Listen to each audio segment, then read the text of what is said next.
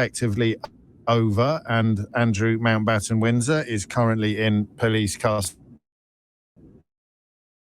And yet in the United States of America and in Donald Trump's regime, the rock that was thrown into the pond by the latest tranche of revelations in the so-called Epstein files has United States the way, do you think? Well, I think it is a pretty extraordinary moment, James. I mean, when a country with an unwritten constitution that does everything sort of by custom and practice and tradition teaches a lesson about accountability for alleged activities to a country that has a much vaunted constitution all written down in black and white that is supposed to contain all of the necessary checks and balances to keep a democracy ticking over. I mean, that's quite a moment here today. And you absolutely are right to make that point about the news from South Korea as well, because when I woke up this morning, at a first glance, the New York Times news flash about South Korea was just ahead of the news flash about the arrest of Andrew Mountbatten Windsor. And yet down at the White House there, over the cornflakes and the bacon and eggs this morning, absolutely no one is wondering about the possibility of unmarked cars from the FBI rolling into the White House driveway so that the President of the United States or any figures within his inner circle and entourage might find themselves helping police here with their inquiries. The President settling in for a very busy day.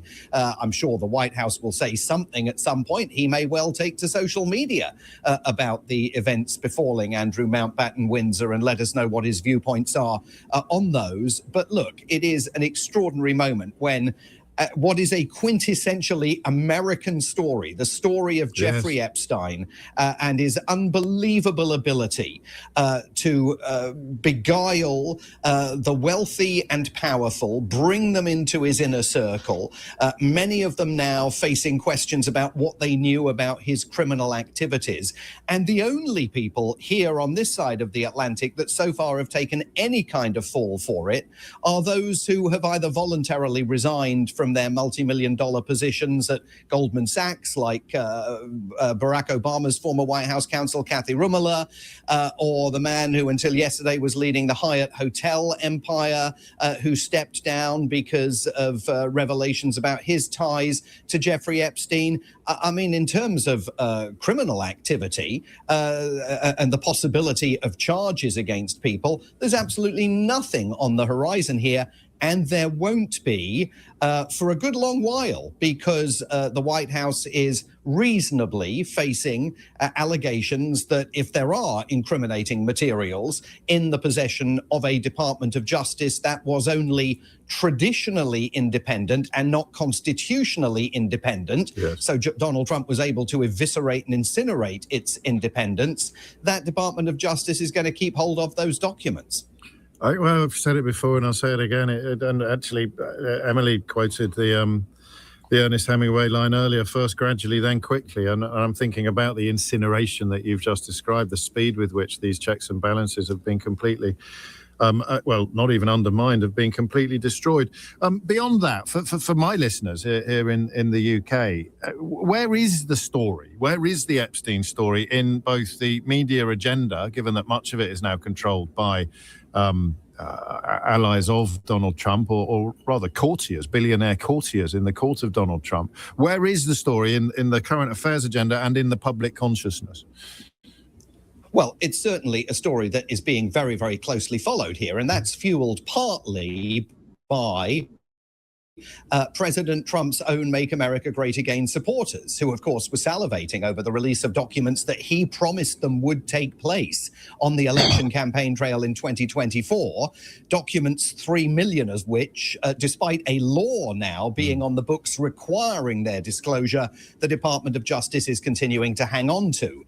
Yesterday, Kash Patel, the director of the FBI, gave an interview to his former deputy, now back at his podcast, Dan Bongino, in which he unashamedly, I mean, proudly described the fact that President Trump, to all intents and purposes, is the chief law enforcement officer of the United States, not Pam Bondi, the Attorney General, not Kash Patel, the FBI director. He made it abundantly clear that they take direct instructions from him. And when you look at efforts to try and get to the bottom of what Donald Trump's relationship and friendship with Jeffrey Epstein may or may not have been about, we are seeing pleas to the media to do the spade work. Congressman Ted Lieu, a prominent Democrat from California, said earlier this month that the Epstein files contain allegations that President Trump raped and threatened to kill children. And he urged the media to go and look into those allegations because Congressman Liu knows that it's only going to be the media now that is left to do that work, given that the independence of the Department of Justice has been completely pierced and set aside by the Trump administration. Of course, the media is in pieces here as well. Yeah. CBS, the BBC's media partner in the United States, now a pro-Trump bending the knee organization. The Washington Post, you know, an absolute shadow of its former self as it lumbers towards an inevitable date with bankruptcy, I think it's fair to say. So, look, I mean, you're just not going to find the traditional guardians of constitutional probity here engaged in the actions that would be required in order to prove whether any of those allegations are worthy of criminal investigation. And I mean, we've marked on a few occasions that any limits on the lying now have gone the way of everything else. We've descended much further than mere alternative facts or fake news, because Trump not even confining himself to ignoring the contents of the files, but claiming that he is somehow exonerated by precisely the papers and documentation that Ted Lieu is referring to when he accurately reflects some of the allegations that are made in what appear to be some of the documents that have been released. It's insane. And but just before I forget, I did watch some of that interview. I don't normally, between Kash Patel and Dan Bongino, and there was a moment in it that really brought home the words of a wiser man than me about administrations never announce that they are becoming or have become fascist. All they do is portray the enemies of fascism as being criminals. And when those two characters start talking about the anti-fascist movements, or Antifa as they like to call it in the United States, that warning from history assumed a resonance that actually sent a shiver down my spine. They never announced that they're fascists. They just tried to portray the enemies of fascism as enemies of the state. I suppose the ultimate test on how worried Donald Trump is about any of this reaching the Oval Office would be if he decided to take military action against Iran, because who would argue that it wasn't designed essentially as a distraction? Yeah, and I mean, look, I think as you and I talked about last week, he needs a distraction. I mean, not just from issues pertaining to the Epstein files, which I think are way down the list of reasons why he needs a distraction, but he needs a distraction from the U-turn that he's engaged in Minneapolis.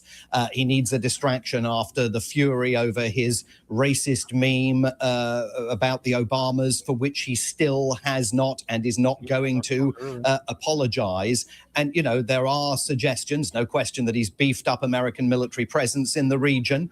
There were suggestions here last night that some sort of military strike could be launched as early as this weekend, although the president was said not to have made a decision. The Iranians claim that a basis for cooperation was established in talks in Geneva this week. That is not a phrase or an emotion that we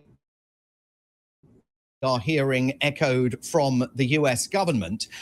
Where a little bit more time, I think, is unclear. I mean, remember that Tuesday night is his State of the Union address. Does he want to walk up to the podium for that speech on Tuesday night with a bit of military action against Iran behind him?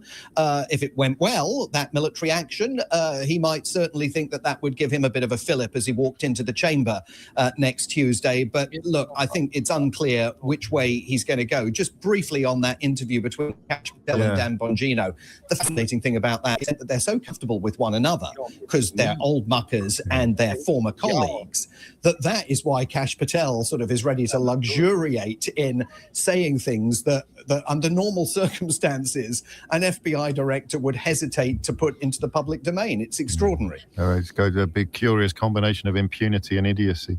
A quick word, if you would, on why Trump keeps doing the hokey cokey with regard to the Chagos Islands. A lot of people in this country could be forgiven for not knowing what is going on there because various charlatans and traitors continue to celebrate Donald Trump's dishonesty with regard to this deal that was struck by the current government as a consequence of negotiations opened by the last government. But the ceding of the islands to Mauritius with the lease for the island where the American air base is a consequence of international law, fears about Chinese threats to sovereignty regarding territory elsewhere in the region, and even Brexit. If you do the homework and the hard digging into what is actually going on here, facts cease to matter to people keen to attack Keir Starmer. But the last time Donald Trump spoke on the subject, he was acknowledging that the British government had actually struck the best deal available. Overnight, he's decided to start taking pot shots at that again. That can't be a very effective distraction from anything for the American public. So why do you think he's doing it?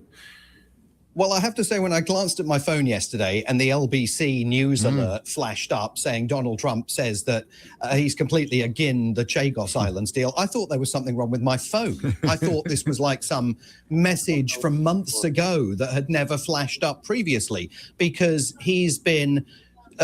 his Secretary of State, Marco Rubio, initially described it as a monumental achievement. Which it is. Then Donald Trump was against it. Yep. Then Donald Trump was grudgingly in favor of it, saying that it was the best deal the Prime Minister could get. Then on Tuesday of this week, his State Department put out a written statement backing the deal.